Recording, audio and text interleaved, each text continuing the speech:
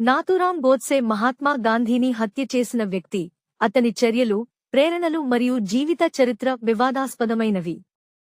నాథూరాం వినాయక గోడ్సే మే 1919 మహారాష్ట్రలోని పుణెలో జన్మించాడు. అతను హిందూ జాతివాద వాతావరణంలో పెరిగి, రాష్ట్రీయ స్వయం సేవక్ సంఘం (ఆర్ఎస్ఎస్) మరియు హిందూ మహాసభ ఐడియాలజీస్ నుండి ప్రభావితమైనాడు. గోడ్సే హిందూ జాతివాదవాది మరియు మహాత్మా గాంధీ విధానాలపై, ముఖ్యంగా ఆయన ముస్లింలకు తీసుకున్న దృక్పథంపై వ్యతిరేకి. జనవరి 1948 30న నాథూరాం గోడ్సే మహాత్మా గాంధీని న్యూఢిల్లీలో హత్య చేశాడు.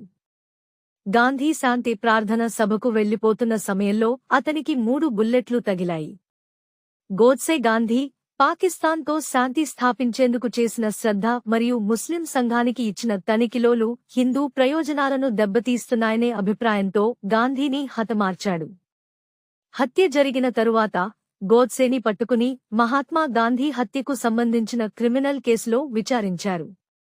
అతనికి మరియు అతని సహకారులందరికీ కుట్ర మరియు హత్యకు దోషిగా తేల్చి తీర్పు ఇచ్చారు.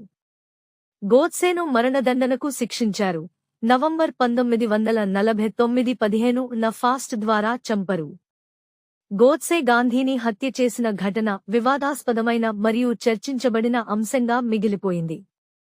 ఫాస్ట్కు ముందు, నాథూరాం గోడ్సే గాంధీ విధానాలు హిందూ ప్రయోజనాలకు హానికరమని, తన చర్యలు హిందూ మత రక్షణ కోసం చేసిందని వాదించాడు.